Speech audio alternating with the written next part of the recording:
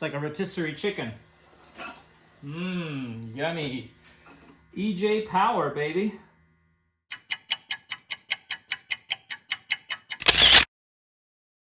What's up, everybody? Welcome to the Novichenko Whips YouTube channel. I've got an exciting project that I'm looking to start. This is going to be our EJ257 engine rebuild, you could say.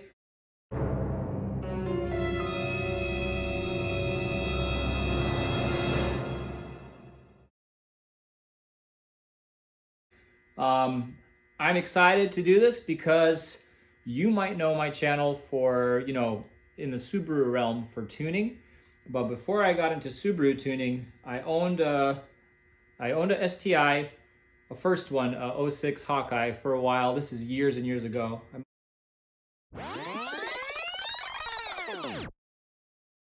Modded it a little bit, went, stage 2 and then stage 2 plus with the custom tuning through a shop. And then I had another Hawkeye years later that I loved, and I modified it, and I'll show you, my oil pickup tube that goes right here. I have an example over there, I'll show it to you. It cracked.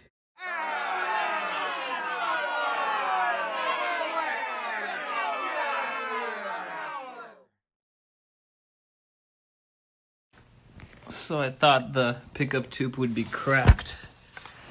It's not just cracked, it's gone. After I drove around on a snowy day, and the roads, they get ice and stuff on them, so the car had a lot of rattles and shakes, and it was vibrating, and I feel like that's probably what caused my pickup tube to completely crack off. I lost all oil pressure and I blew an engine, pretty much spun a bearing. Got that nice sound, really stressful sound for Subaru guys, the knock knock, who's there? And at that time I said, well, might as well learn about my car's engine, and I tore it completely apart and I went full forged internals on that car.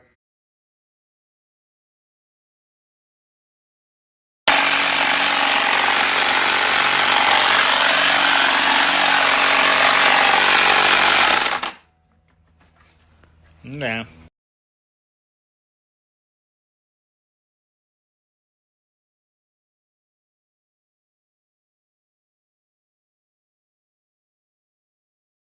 Check out what just came in. Ta-da! Got some forged boys. Pistoni. I wish I documented it, but it was before my YouTube days. I did post it on Instagram. I might even pull a couple pictures off that build. And I don't know if it's an embarrassing video, maybe half embarrassing, where I honed it in my garage. I honed the cylinder walls a little bit, a tiny bit with my dad.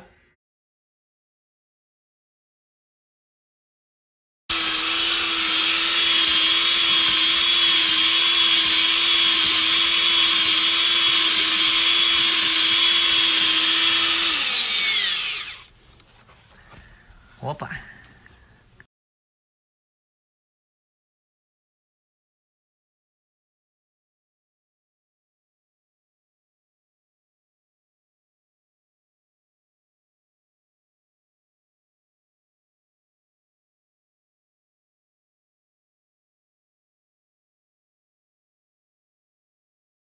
Just to resurface the cylinder walls and then do a cross hatch, with the little dingleberry balls.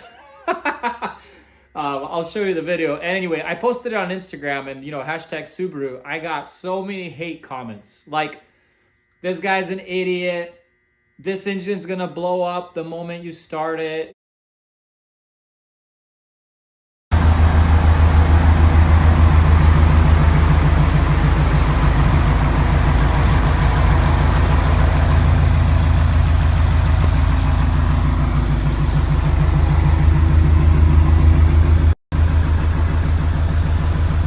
All the oil's gonna leak out, you're gonna get rod knock.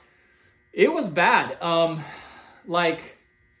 don't know why the Subaru community is so negative. I wanted to build the most at that point, right, I was just a young guy that wanted to fix my own car, and I wanted to do Forged Eternals. I did not want to go with the shop. I understand why people go with the shop, but I just wanted to spend, I don't know if it was $1,500 for all the parts and then do all the labor myself.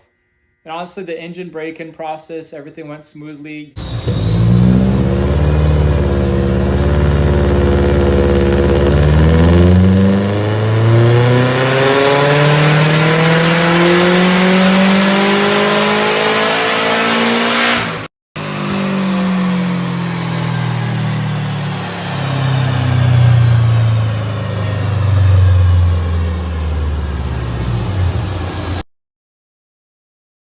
Yes, with the forged internals, I had some piston slap, but that's kind of common for forged internal cars. You can get some piston slap. Yeah, I probably could have done a better job, but I was a noob, and I'm happy that I wasn't afraid to go spend, you know, $5,000-$10,000 for a shop to rebuild my engine, but not learn anything. I think that's the hope that I have with this channel and this series with our EJ257 build. I would love to tear this apart. So what we have here, of course, is the Shortblock. I believe this is off of either 16 or 18 STI. So EJ257, stock block, everything stock, unknown mileage to me. It looks pretty good overall, condition-wise, probably under 100K because it's a newer year car. And I don't know the issue. We're gonna take a look at that here in a second. Anyway, I would love to document this and share with you guys my train of thought as I go about taking this apart. I can't claim that I'm an expert engine builder. I know this video is gonna get a lot of great engine builder comments as so it speaks. So I'm not claiming that I'm an engine builder. My dad's a machinist.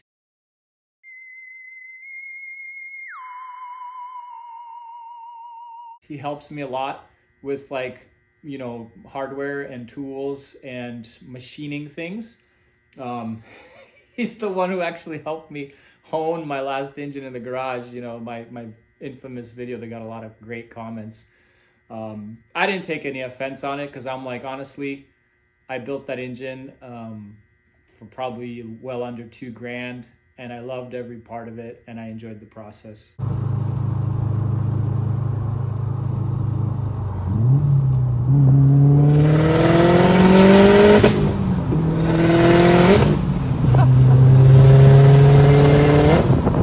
And I learned a lot. Learning is key for me. I get it.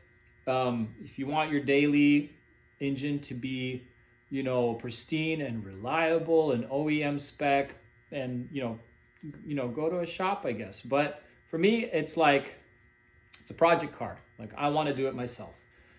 So I don't think we're gonna need to hone anything on this engine. I don't think this engine had knock. I got it from a friend.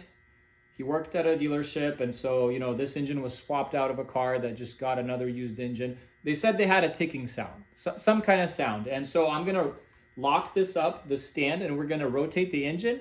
And I hear almost like a little thud at top dead center of one of these cylinders. And we're gonna figure out which one it is. And we're gonna see if I need to pull these case halves apart and go look at the bearings inside. It's probably worthwhile doing it anyway for the learning purposes. Again, I've done it before. I'm probably going to also ask my dad to rig me up a nice, cool, like case half jig, where you can, if any honing is needed whatsoever, you first get the case half and then you put it to the jig. Or a lot of people recommend connecting the case halves if you're going to do any type of honing, because, for example, this case half torqued down with the two halves, so you see the split in between, and there's a lot of bolts that hold it together. Torqued down, there's some distortion or you know, some torque, whatever, that it's a little different from when your case half is just freely standing there separate from the other piece and not bolted down to it. A lot more on that in the future, but let's take a look around this. Thank you for joining, and I hope you subscribe and enjoy this series. I'm switching back to Subaru. I kind of usually have these periods of project cars that I do, and right now I don't have anything, any big projects. So I'm really excited to rebuild this engine. I'll show you all the parts I have from it, and then we'll go from there. So let me take you on the tour. So again, in Subaru terms, this is a short block, and a short block usually means just the engine block without the heads. On the Subaru, of course, you have the heads on the sides because it's a horizontal engine, a flat 4. That's what's super cool about Subarus and what I really like about them. I know, there's a lot of other manufacturers, a couple others that use this horizontal engine design like Porsche, and then your old little Beetlebugs, right? Which is the predecessor of Porsche. Again, the cylinder count. So if the driver usually sits here, if this is the front of the engine, the cylinders, the way you count them is 1, 2, 3, 4. So 1 and 3, 2 and 4 on this side. So driver's side, passenger side. Something very interesting, and it's very exposed here. You can see the knock sensor. There's only one of them on the engine, and it's located right above the 4th cylinder. And if you're a Subaru person, guy or gal, you've probably heard of the 4th cylinder cooling mod, and that mod usually goes off of one of these cooling lines that goes to the firewall, and that's where your heater core is for your heater blower and stuff, and the heat exchanger. And on the head that attaches to here, there's a plug on the back of it that you unscrew and you tee it into this line. And that allows for better cooling to go on in these cooling jackets. So let me actually spin this up and show you. Please stay. So from the factory, Subaru designed this block in a way that for some reason, the flow of coolant was not as great around the 4th cylinder. And so the temperature of this cylinder was always higher or hotter than all the rest, all other 3. And so I think Subaru was smart enough to be like, if anything goes bad, or if there is a knock event, it's most likely going to be in the hottest cylinder. And that's why they put the knock sensor here. Of course, that's still not great for tuning purposes, because if your cylinder still runs very hot, you're going to get knock detection, and your ECU is going to pull timing. So why not keep this cylinder just as cool as all the others, and you're going to avoid knock. So kind of a cool, interesting thing there. And you would wonder why by 2016 or 2018 with the new VA chassis STIs and EJ257 engine that they've done and produced for, I don't know, what is it, 20 years or more? Probably more than 20 years. Why they hadn't fixed that. This is the bottom of the engine, so usually you would have your oil pan here. You can actually see your connecting rods and the bottom, whatever they call them, pieces off of them. You can see your crankshaft. It's a very interesting design because all of these ribs here are where your bolts go through to hold your case halves together. And so those are torqued to a specific spec. We're going to cover all that when we go back to assemble this engine. My goal is to split all this, take you with me on the whole journey. The oil pickup tube, of course, is a very interesting and important part of the engine. Just goes on here, and it's funny, right, that they just trust a little rubber O-ring to give and supply oil to your engine. Pretty much everything in your engine relies on that. Here's a factory oil pickup tube. The problem with these is, let me show you, if I remember. Yes, here we go. So of course it's connected with 1 bolt here and 2 bolts there. But when there's vibration, this one little arm is not enough to keep the weight of this thing, although it's light, to keep it stable. On my pickup tube that broke off, it broke off right here, and it was completely off. If I have a video, I'll stitch it in here as well from my project years ago. It was a bad day because I had a highly modified car, and pretty much, my crank and my rods were junked after that, and I had to go forged, which was fun experience. But you know, again, it took my car out of service for at least a good couple weeks while I worked on it. What else can I say about this whole section here? Here's your oil cooler, right? Your oil filter that goes in there. I'll throw this back in here. The other parts that we have for this. So the engine heads, both EJ257 2.5 heads are right here. They are taken apart. Something that's also noticeable is these cams and the lobes have some like surface rust. I don't know if this is just because they've been laying out. We're gonna, of course, refinish all that very, very carefully and make sure these are buttery smooth when we go about putting these back in the engine. I haven't inspected them closely. Again, this is my first day just like looking into this engine, but definitely that's rough and not the greatest condition. We of course have our ABCS cam gears. That turbo over there is not off of this car. I actually had someone buy the turbo off of this car, but that's no big deal. You can always, you know, get an upgraded turbo for this thing.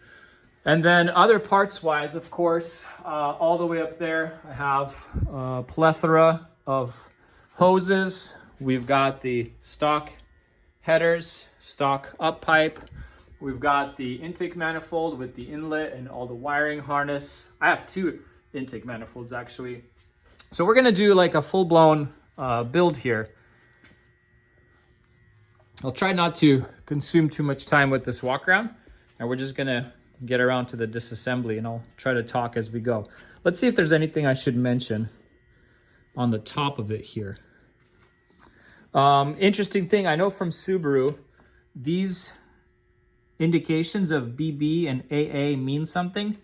I forget if it's kind of like the size or the diameter of the cylinder.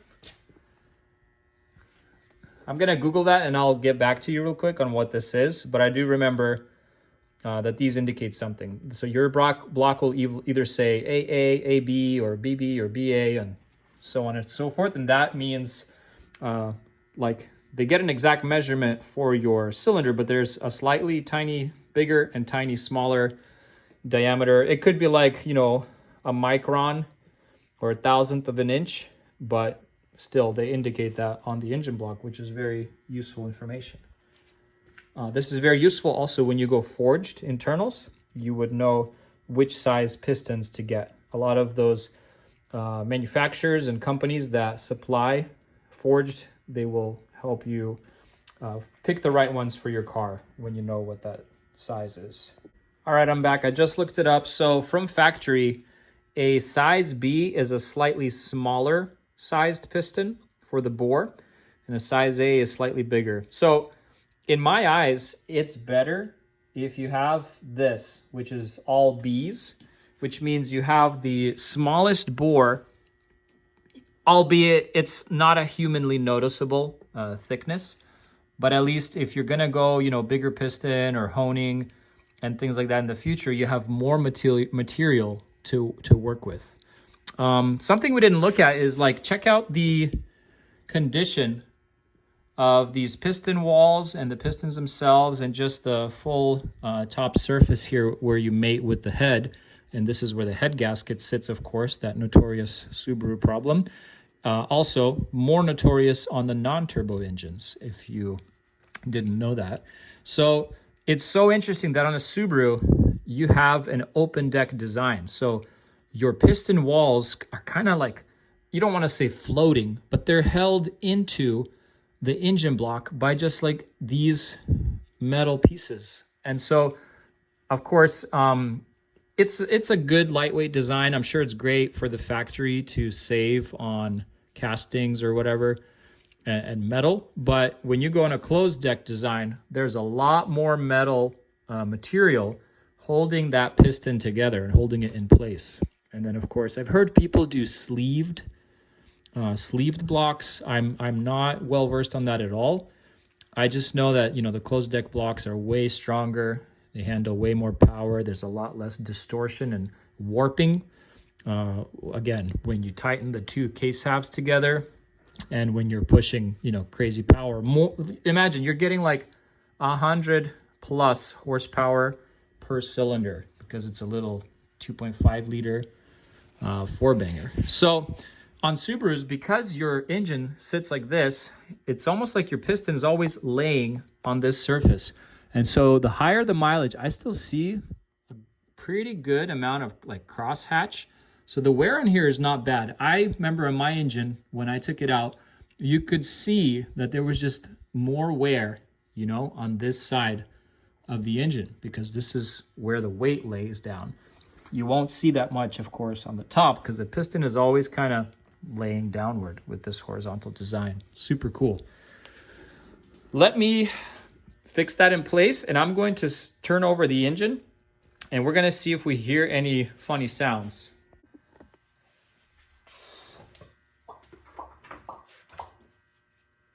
This engine is small enough to where this stand is like more than enough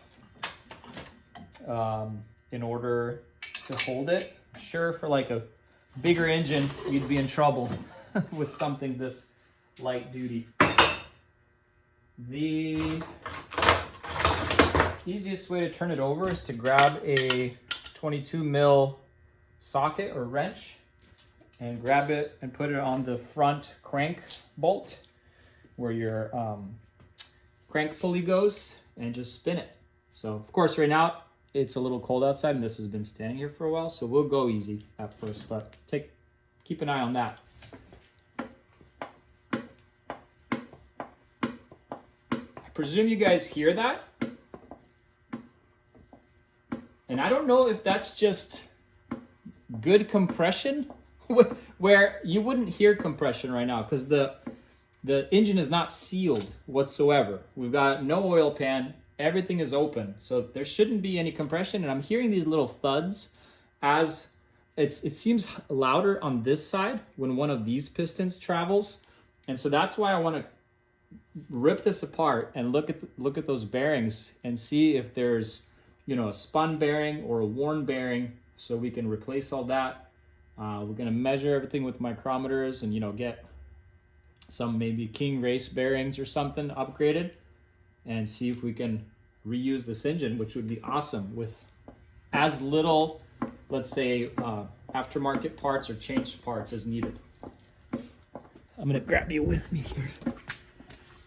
So this side is pretty quiet. It's this side where I hear it.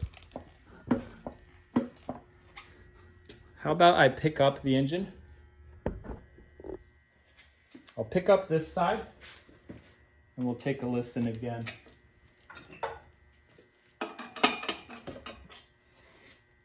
Let's do it something like this. It's nice and crusty on there as well. All that's gonna come off, of course. You ready?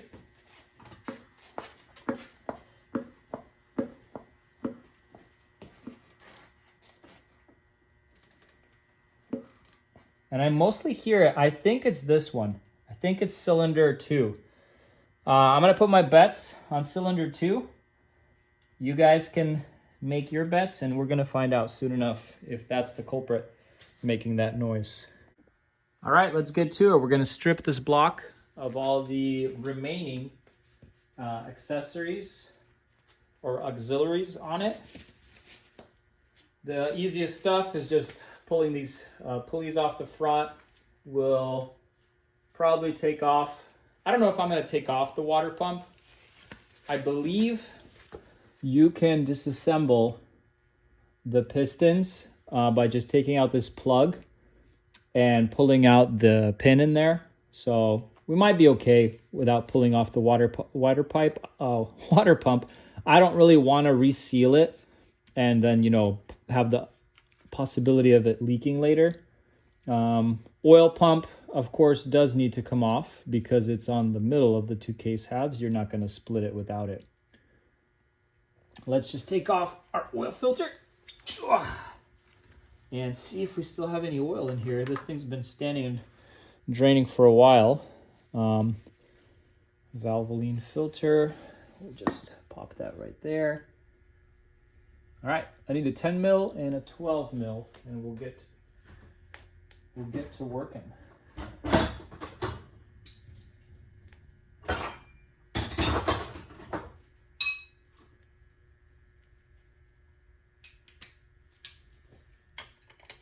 This is probably an 11.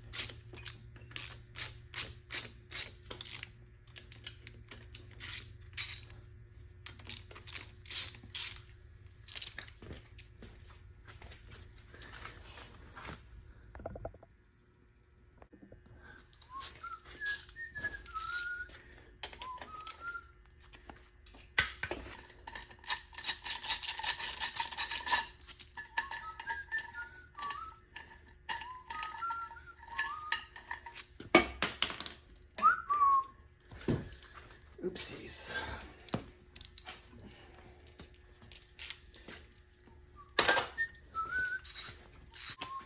$15. Ooh. That was a strong one.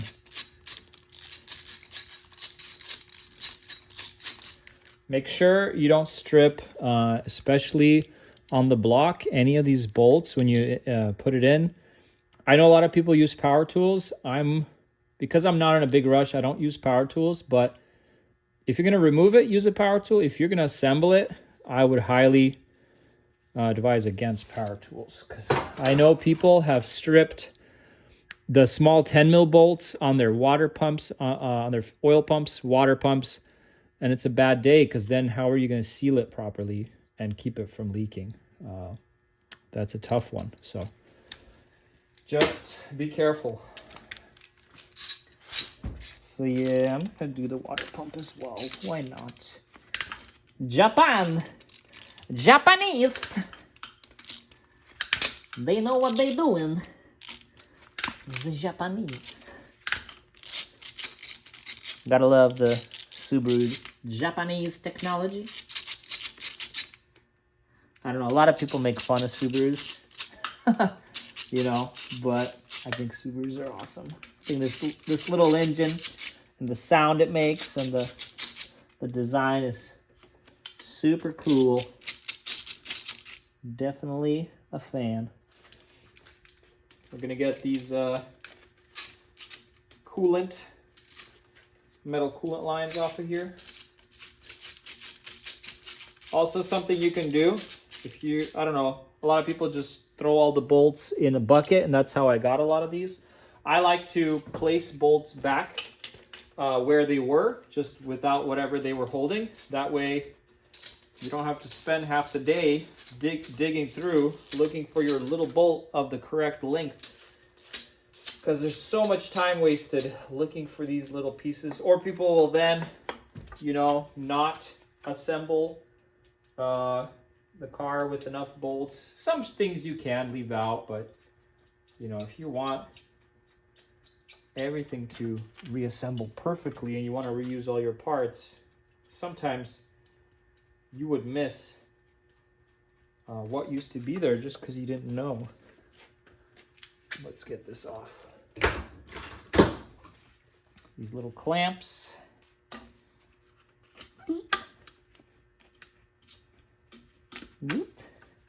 Everything here so far looks like all the rubbers are soft, so I don't think this engine has a large amount of miles on it, which is good.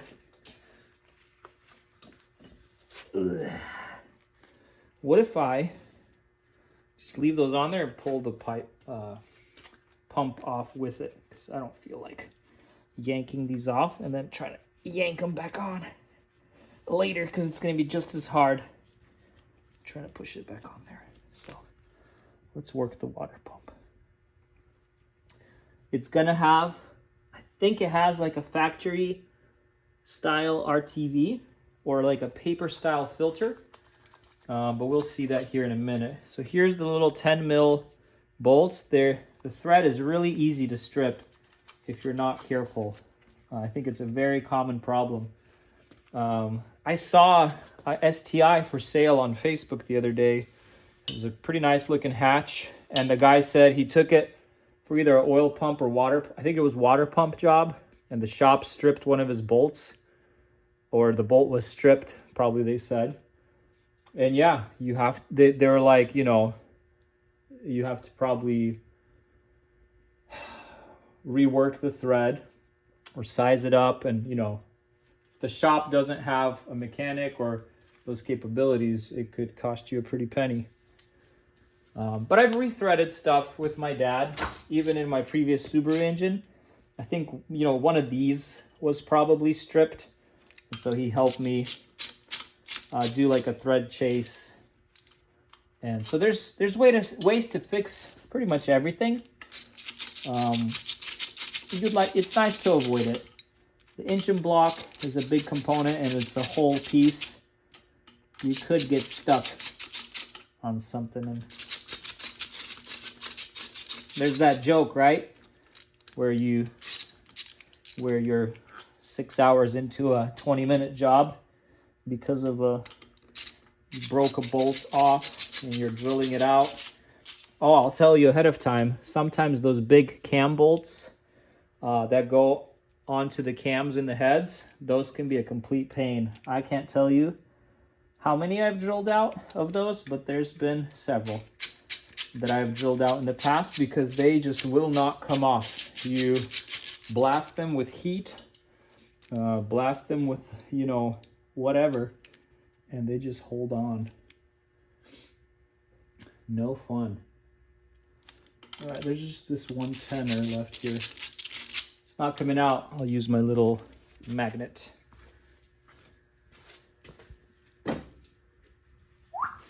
Getting one of these is useful. You just bloop. Okay, I'll probably also get myself a bunch of little baggies, little Ziplocs, and we're going to, we're going to try and be organized with these bolts. That would be the smart thing to do. Whoop! We got it. It is a nice little metal gasket. That one still looks nice and sealing. Interesting. Is it like a red tint of coolant? Cool.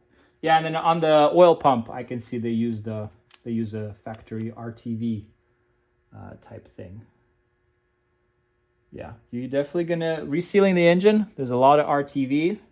You got to be really careful because you can easily get an oil leak if you don't RTV certain spots. Ask me how I know. That was probably one of the more annoying things about that engine I've been telling you about, was like figuring out where my little oil leaks appeared after my fresh rebuild. So I will try to do my best to not lead anyone astray and tell them to apply RTV where it shouldn't be, and then also try not to miss any spots that need RTV, because I don't want anyone trusting me and then, you know, not having it go correctly. I'm just gonna carefully yank this off. Ta-da! It's a boy! Just gonna lay that into a box. Also gonna lay this over there along with it. Here's our little bolt from here, the brace. We'll put it back. All right. I'm going to take off the oil pump next. I'm excited to look in there, make sure the oil gears all look good as well.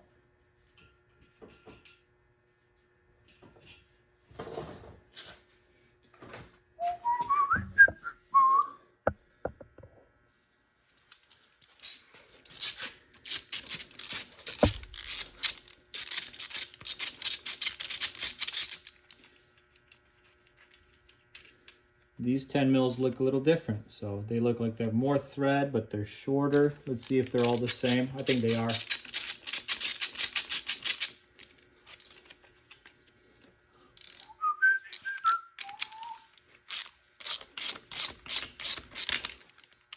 What else can I tell you? This right here, there's like an oil relief spring in there. You may have heard, look at that, there's a little, I don't know if that's Loctite. It looks like it is. You've probably heard of people doing a shim or a spacer on the oil relief spring. I've done a little bit of that. It helps boost your oil pressure a little bit.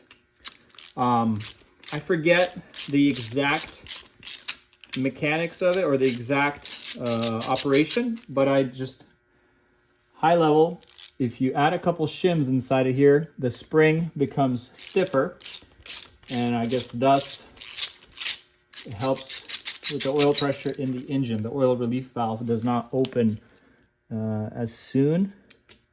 And I think it's built in there for maybe like a cold start when you have a lot of oil pressure. And it helps keep it down. And of course, once your car warms up, I think it also helps you have better oil pressure. Imagine especially your engine's really hot and you are giving it high RPMs. You don't want oil pressure to drop when the oil is hot and you're in a high rev. So I know this helps. But there's also been information out there about like cavitation. So you don't want oil to cavitate and cook itself in here. So this is not a fix all be all type thing. All right. I can't pull it off right now because we have not yet pulled off this main bolt. But I will do that right now. And then we're going to take off this cog, this timing belt pulley, the main one. You could see the little marking for the timing belt and the mark up here and also in there. So we'll revisit timing belt and everything in this build. But let's try to remove this, and we're going to take off the oil pump. Where's my 22 millimeter? Here we go. Make sure. There you go. So a nice tap, and you can get the bolt off. It's probably, hopefully it wasn't torqued on there. This would have, of course, been torqued on here quite a bit when you have your actual main front pulley. Bolt looks nice, not beat up. Can reuse most likely. All right, so you can see also, how are we gonna pull this off? I forget how I pulled this off last time.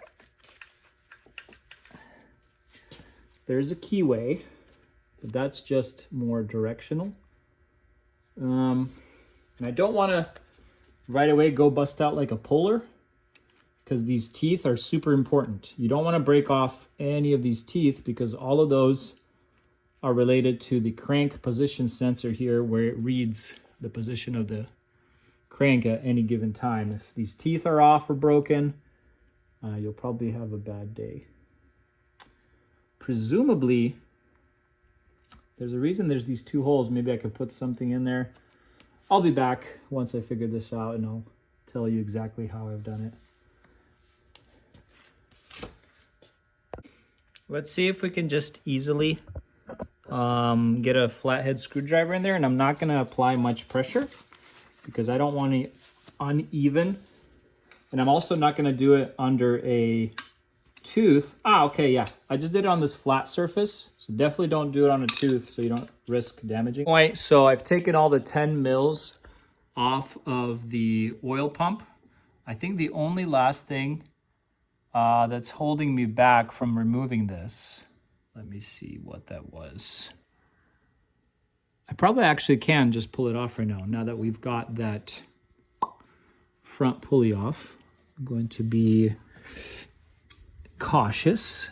So you can see I'm not prying crazy hard anywhere because I'm not in a rush, thankfully, with this build. I just want to take my sweet time with it.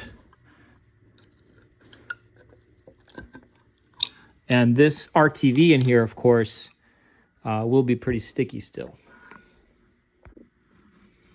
It's probably, after I get this off, we're gonna wrap it up for today. But I thank you for joining me for this intro. Hopefully this has sparked some interest for you to tune in for the rest of this build series. All right, a little bit of wiggle back and forth, and we take off our oil pump. This is most likely the USDM. I don't remember if it's a 10 millimeter or 11 millimeter pump. I think the STIs came with 10s. It's the JDM ones that came with the bigger 11 millimeter pumps. But everything in here looks good. As you can see, there are like very thin layers of RTVs. So when we put this all back together, that's going to be quite important. And then this seal, I'll inspect that and see if we need to change it or not, but it looks pretty good.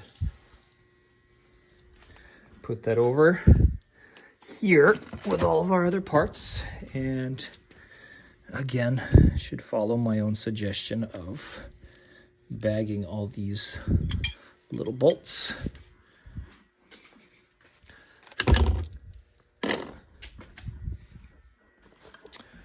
I wanted to thank you guys again for tuning in.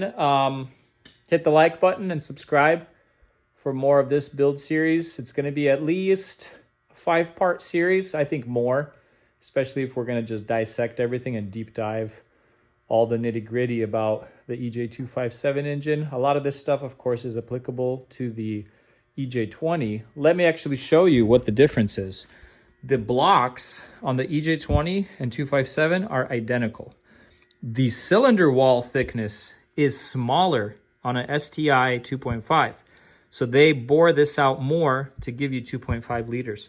On the WRX or 2 liter, these walls are thicker, your piston size is smaller, and thus you actually get a somewhat stronger block on a WRX. So that's why some people, like the 2 liter builds. They say you can push more boost or whatever, so there's always a trade-off. I think the 2.5 has a little more torque down low. But yeah, super excited for this build. I'll see you guys in the next one. Thank you for joining.